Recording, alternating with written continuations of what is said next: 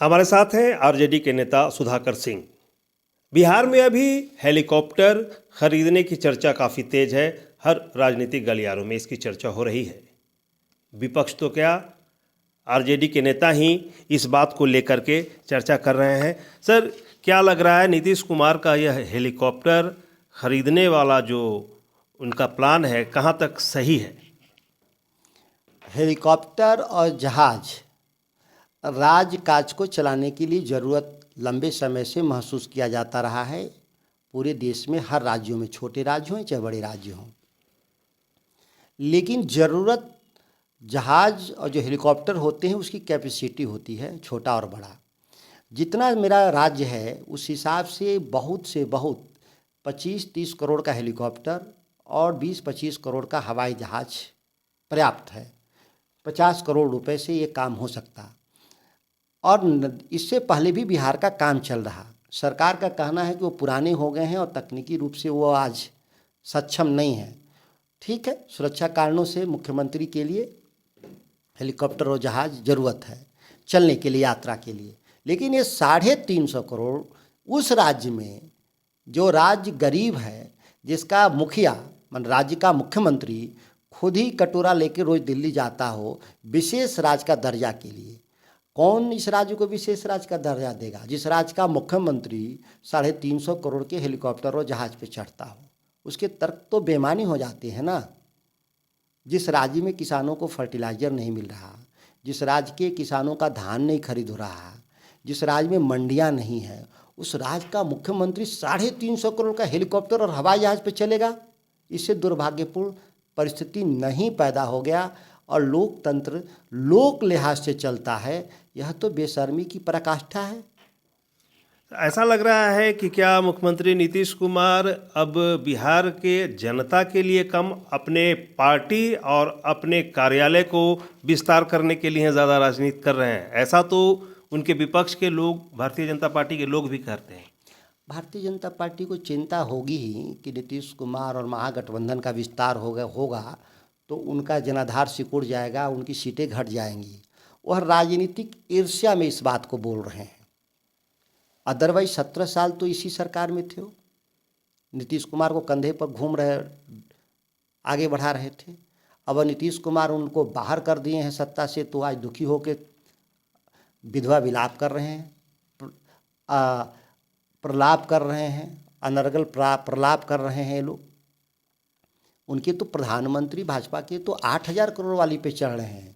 उसी के तो कंपटीशन में नीतीश कुमार जी दिखाना चाहते हैं कि हमारे पास भी बड़ी बड़ी जहाज़ें हैं, हमारे पास भी बड़ी बड़ी हेलीकॉप्टर हैं। उसी कंपटीशन में खरीद रहे हैं। वो अपने निजी स्वार्थों के लिए खरीद रहे हैं, राजहित में नहीं।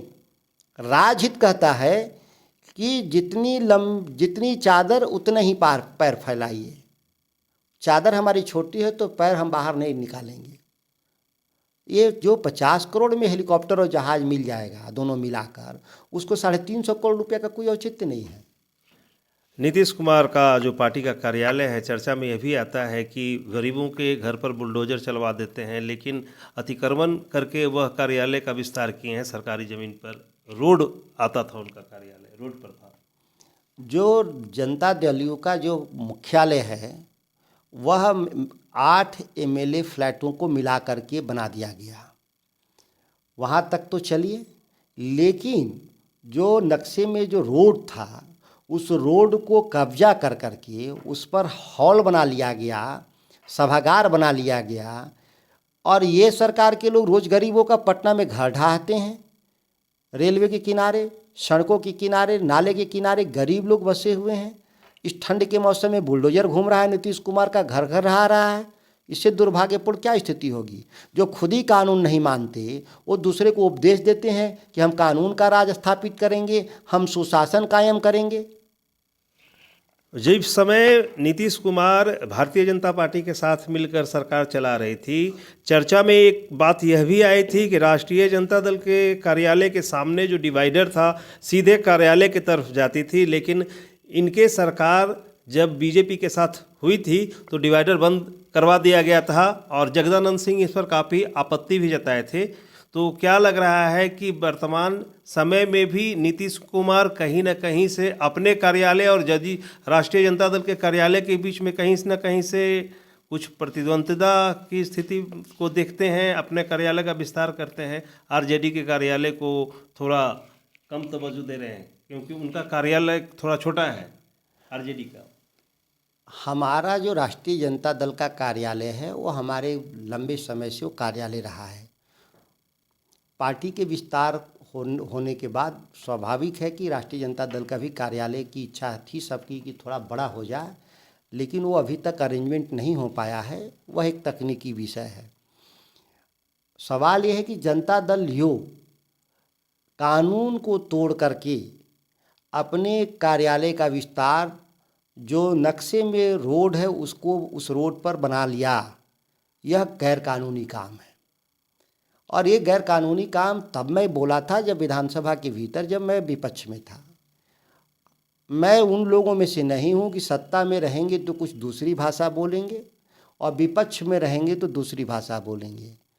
देश में इसके लिए लोकतंत्र स्थापित नहीं हुआ था।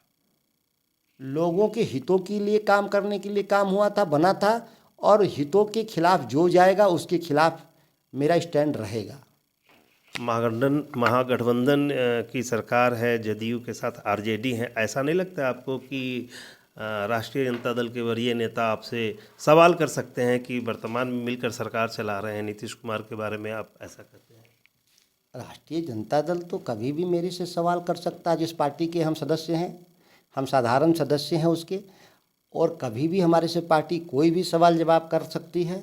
और पार्टी जब भी सवाल जवाब करेगी तो मैं पार्टी को अपना जो स्टैंड है और पार्टी का जो पुराना स्टैंड है वो दोनों जानती है पार्टी कि हमारी पार्टी का स्टैंड क्या रहा है, पुराना स्टैंड क्या है, और नया स्टैंड में कोई बदलाव नहीं है। पार्टी की घोषणा पत्र भी वही है। पार्टी के राष्ट्रीय परिषद के द्वारा पास हमारे आर्थिक और राजनीतिक प्रस्ताव मेरे हैं, उसी के अनुकूल, उसी के अनुरूप ही पार्टी का कोई सदस्य अपना काम करता है। या फिर वो सवाल जो नए सवाल पैदा होते हैं बिहार में, जो किसके कहाँ सवाल पैदा होते हैं, जो खेत खलिहान में किसानों की समस्या है, मजदूरों की समस्या है, नौजवानों का, उसका हम समाधान करते हैं, उस पर हम लोग बोलते हैं।